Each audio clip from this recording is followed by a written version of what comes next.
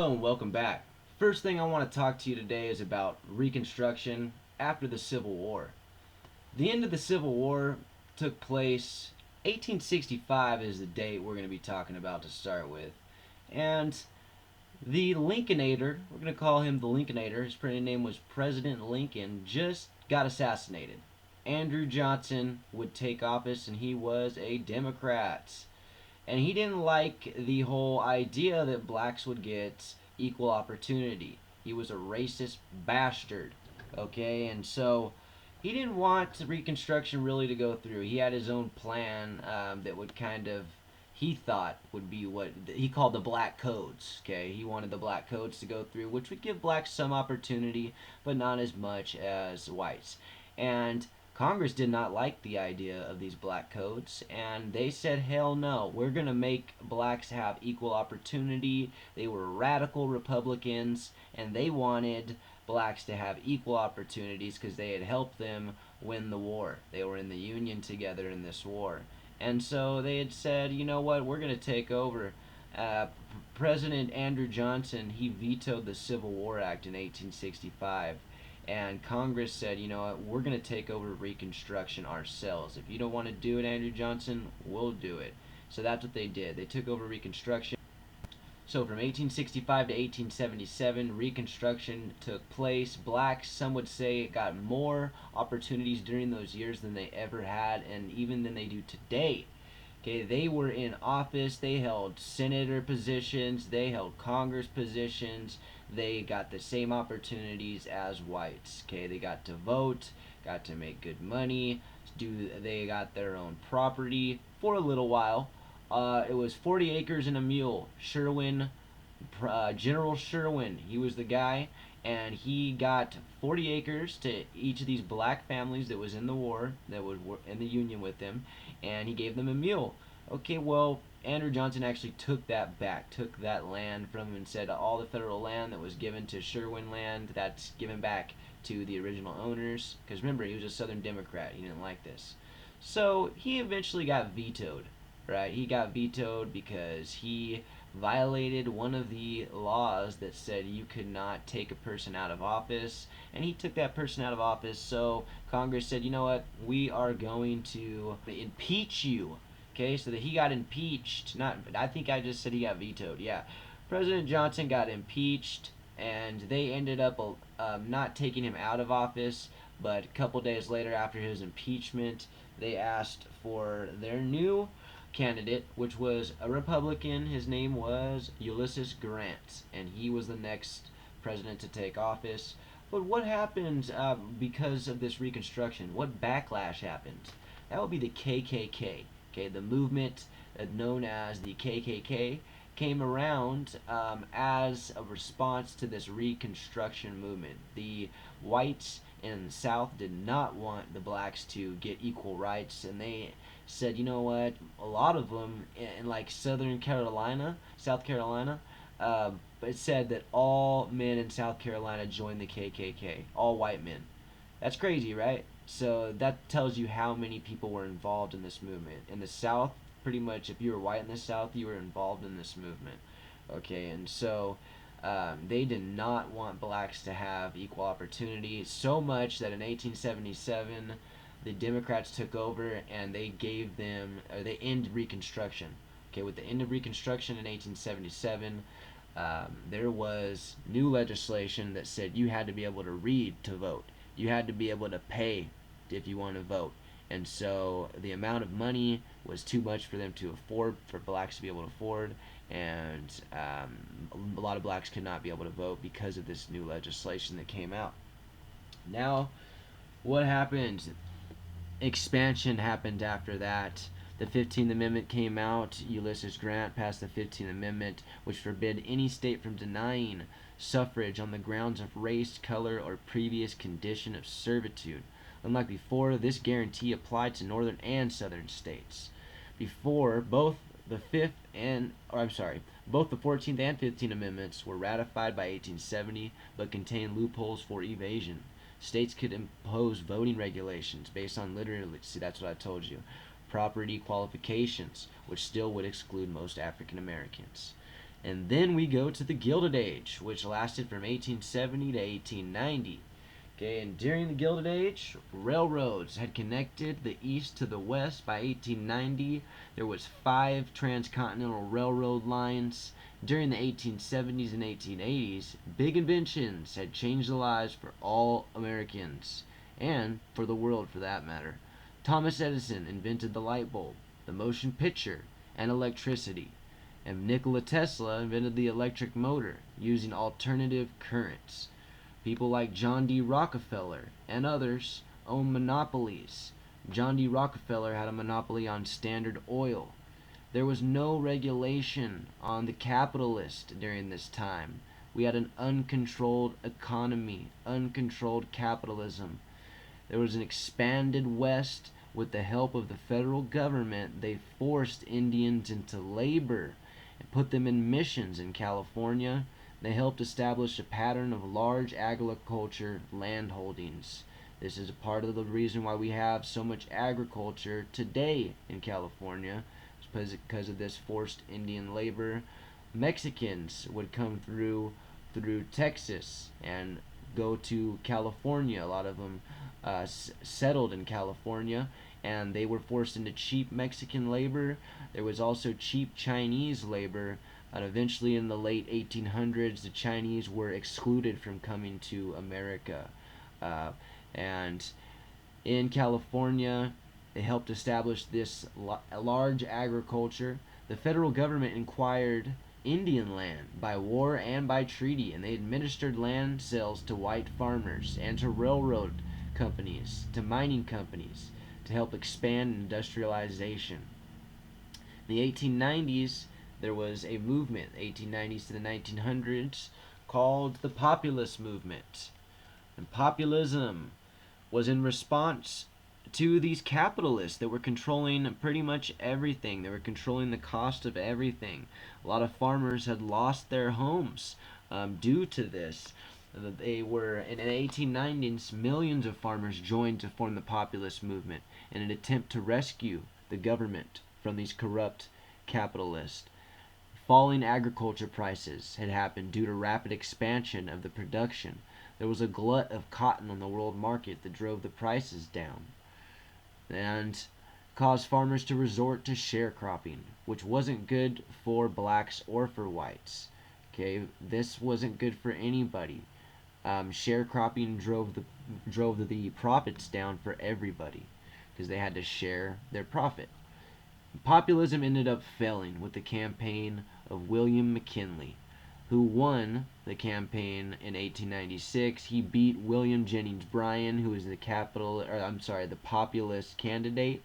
William Jennings Bryan, he was known for wanting to put silver into the money. He thought that if you put silver into the money, it would water it down, which would basically make them have credit, which later actually happened. This guy, William Jennings Bryan, stayed around for a long time.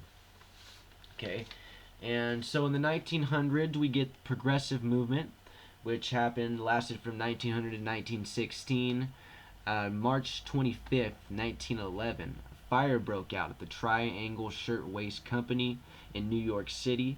This is one of many incidents that had happened to spark a walkout of female garment workers. Protests happened demanding better safety in the workplace. At that fire, many women died. Okay, this is a 3-4 story building, very tall building at the top story. Women were jumping out. 46 women were found that had jumped out and did not want to get burned on the top story. The top door had gotten locked because to prevent theft, the people in charge had said that they locked the door to prevent theft and to prevent workers from taking early breaks. And so that's what had happened, was because of stuff like this, many times it had happened, and men, women, children were forced into bad working conditions. They worked long days, sometimes 60, 80 hours a week, in bad conditions, very, very risky conditions. And so this caused a lot of uprise, okay, and this caused a lot of people to revolt, and that's what happened. Is they got out in the streets and they protested, and caused the progressive movement, which caused a lot of reforms in society. Okay, and also there was a lot of immigrants during this time. 13 million immigrants poured into the United States. Many immigrants, large numbers of Chinese, Mexicans, and Italians, were bound to long-term contracts. These contracts were signed with agents who would then assign the workers to American employers. Most immigrants came in through Ellis Island in New York. Those who failed medical examinations were sent home. Chinese were excluded from entering in the late 1800s. Mexicans came from Mexico, entered in El Paso, Texas, and they ended up in San Gabriel Valley, California, and were used as cheap labor. The U.S. entered World War I in these years, and Fordism expanded, which was making more affordable for people, making things more affordable. An economic system that was based on mass production and mass consumption, paying more and lowering the prices. 8-hour days happened during the progressive era. There was public control of monopolies that had finally happened, like gas and water works, and improved public transportation. They raised taxes on property in order to spend more money on schools and parks and things like this. They banned child labor laws in California thanks to a guy named Hiram Johnson. He signed Public Utilities Act, which was the strongest railroad regulation measures in the country. In the 1920s, we get a boom. It was from big business culture called the Roaring Twenties. And pro business conservatism lasted during the 1920s. Americanism flourished. Americans despised immigrants during this time and felt all Americans should speak English and dress how the white man dressed. New industries came about, such as aviation, which is flying, chemicals, electricity. Productivity in the U.S. rose dramatically. By 1929, half of all American families owned a car. The automobile industry expanded, and other industries like steel and rubber and oil profited just because of this. Roads and construction all increased because of the automobile industry. The dollar replaced the British pound during this time as the most important currency for international trade. Majority of families had no savings, and by 1929, 1% of the nation's bank controlled half of its financial resources. There was an unregulated economy, and this led to unstable prices. Farmers still had a glut and lost land due to too much debt. Only in 6 states in the 20s had child labor laws, and that was it. Racism and Americanism turned into the KKK being reborn in the 1915 in Atlanta, and that lasted for a few years. After lynching a man accused of killing a teenage girl, he was a Jewish man, and he was an immigrant. And this is what had started the KKK to be born again, was this uh, lynching of a Jewish man accused of killing a teenage girl. In 1929, the stock market crashed. Banks had made risky bets on the stock markets. Banks failed. They had land remained undeveloped. People lost their jobs. Tents sprang up in parks and people lost their homes. In Detroit, 4,000 people took to the streets, standing in bread lines each day seeking food. Cities spent little money they had on poor relief. Americans moved from cities to farms in this time to try and feed their family. And then we have the New Deal. This happened right after the Great Depression. In response to the Great Depression, President Hoover, he seemed inadequate and uncaring. His response to the Great Depression was. He tried to use voluntary steps by business to maintain investment, efforts by local charities to assist needy neighbors. Hoover did not want to use federal funds to intervene in the economy. And then there came FDR, Franklin Roosevelt. In 1932, in his speech accepting the Democrat nomination for presidency, Roosevelt promised a New Deal. Roosevelt repealed prohibition and used the tax to fund resources that needed for people. March 9th, 1933, he made the Emergency Banking Act, which provided funds to fix threatened institutions. He signed the Glass-Steagall Act, which barred commercial banks from getting involved in the stock market. His public works project opened up government jobs to transform the economy. He formed unions. Federal Franklin Roosevelt made the AAA, which was Agriculture Adjustment Act in 1933, which authorized the federal government to try and raise farm prices by setting production quotas for major crops and paying farmers not to plant more crops. In 1933, the government ordered more than 6 million pigs slaughtered by the AAA. They succeeded in raising prices. They killed those 6 million pigs in order to um, up the prices, because if you had too much pigs on the market, that would make the prices lower. So they succeeded in raising the prices. He created the Securities and Exchange Commission to regulate stocks and bonds. He created the FHA, Federal Housing Administration, which insured millions of long-term mortgages by private banks. Federal government built thousands of units of low-rent housing during this time. The first New Deal focused on economic recovery. The second New Deal focused on economic security. The second New Deal created the Share Our Wealth campaign, which taxed large fortunes and corporate profits.